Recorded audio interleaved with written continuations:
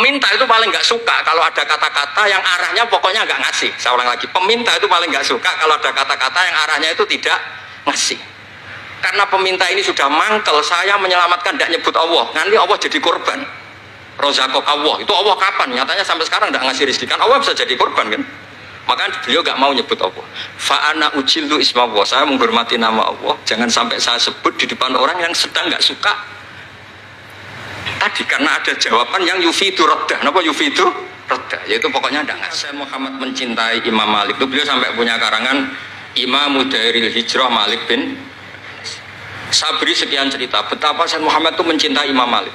Makanya beliau dengan gelar Al-Maliki. Beliau karuan Al-Hasani tapi beliau menyisipkan gelar apa? Al-Maliki. Kenapa?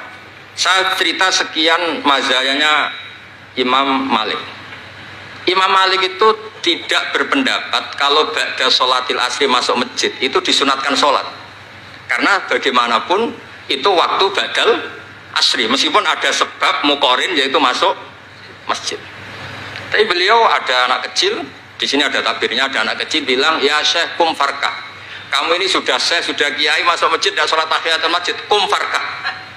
Beliau tidak debat, langsung sholat. Ketika ditanya, innahu laisa bimadzhabik, itu tidak madzhab engkau ya Malik. Inni khosyitu an akuna minal ladzina idza qila lahum ruk'u la yarka'u. Kayak apa? Maksudnya Mas Hasan, kalau seneng Imam Malik, yang ngarang Imam Malik. Kalau seneng Sayyid Muhammad, ya baca kitabnya. Selain cerita dinikahkan dan cerita dikasih uang. Buat ini ganjarannya kata kula gojlok. Mergi jadi jenengan seneng, jenengan ngomong itu kan ganjaran. Nah sampean takok, lah ono korban nih. Kalau tadi ya korban berkali-kali kan. Terus ada lagi cerita tentang Imam Malik itu pernah dimintai orang miskin. Saya minta uangnya. Imam Malik jawab, dohirnya itu tidak Islami. Saya tidak punya uang. Kapan-kapan saja ke saya.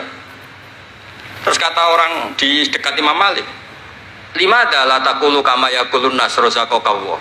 Kenapa engkau tidak seperti umumnya orang rozakokawah? Tidak jadi. Kata Imam Malik, asyaddu kalimatin ala sa'id. Kalimat terberat bagi sa'il adalah kalimat yang nyimpan roda sa'il.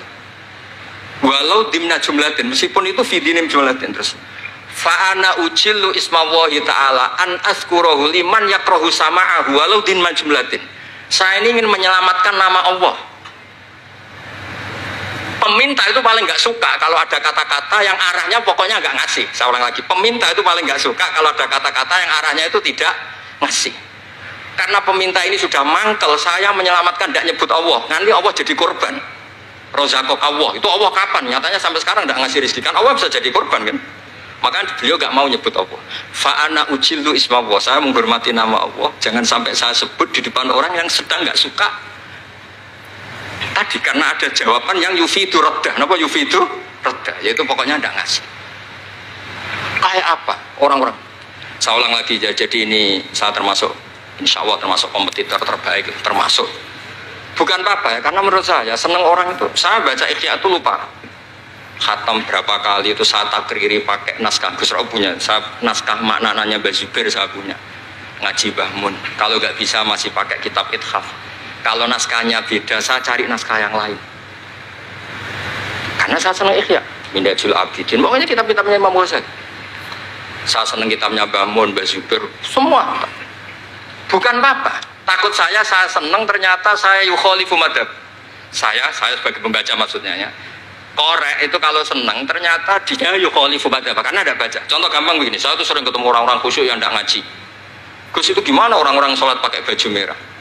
Tak tunjukkan di Bukhari, babus sholat fi saubil ahmar. Ada yang protes lagi, gimana Gus itu kiai kok sholat kencing? Berdiri, babul kauli qaiman inda subadati qaumi di Bukhari itu. Gus, kok ada hadisnya semua? Yang masalah itu tak kamu kata saya gitu. Lu sampai sholat, sampai kalau sholat kan mikir, ya mikir utang, mikir macam-macam. Itu Imam Bukhari punya bab, babul ifkar, tafsirnya Imam Bukhari pakai bab itu babul ifkar di sholat, bab mikir di sholat. Itu dalilnya lucu bebusan. Kanjeng Nabi itu sholat terus salam ke susu. Ditanya kenapa engkau susu? Saya ingat ada dinar di rumah yang belum saya bagi. Berarti ingatnya kan pas sholat. Sampai ya bedanya Nabi ilingnya barang apik sama nuran, tapi kan podo lah dalam bab. Jadi kalau suwon kitab-kitab Sayyid Muhammad yang jadi makhrajan hasanan lihadil ummah itu harus kita bela mati-matian.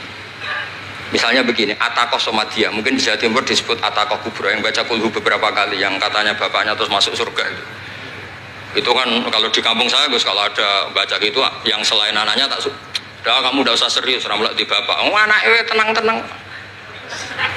Pernah ada orang ngundang saya, Gus ngocok Ataqah Kubra Gus, anaknya mau nggak mangkon, monggo pinara, saya pulang. Kenapa Gus pulang? Karena anaknya mau cowok liya bukan mau cowok sembrono ya bener. Sing ana ning hadis awaladin sholihin yatullah, ra ono au kiyain sholihin yatullah ya bener. Langsung Gus jenengan ngawur ya dalil. Aku ora ngawur, panjenengan iki wong alim, mesti roh tenan. Sing ana ning hadis awaladin saleh, ora au kiyain soleh. Jadi anak itu penting, malah mau nggak makan atau berokokan, monggo. Semenjak itu kalau orang undang saya nggak berani, kalau nggak khusyuk ngocok. Takut saya pulang. Lah misalnya yang undang bangga no nyangoni saya, suge saya, kan buatan ngefek no teror itu buatan ngefek. Jadi ini penting, meskipun guyon, ilmu itu didudukkan. Sayyid Muhammad ngendikan hadis-hadis tentang jumlah kul huwallahu ahad semuanya itu dhaif. Saya pernah ngaji itu di Kudus cerita gini, alhamdulillah kok dhaif. Hadis tentang jumlah la ilaha illallah yang banyak, alhamdulillah juga dhaif. Karena kalau itu syarat sahnya harus banyak, berarti begini, mangqala la ilaha illallah mi'ata marrah lagi dakhalal jannah. Berhubung nggak ada jumlah mi'ata marrah, satu pun sudah dakhalal jannah. Kul huwallahu ahad juga sama, di riwayat Bukhari jelas.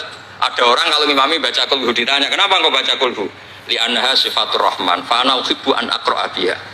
Kata Nabi apa? Jibril datang, akhbir ya Muhammad, anna wa yuhibbu bihubbihi kul huwallahu ahad. Dan semua riwayat kadang hanya bilang hubbuka iyyaha adkhalakal jannah.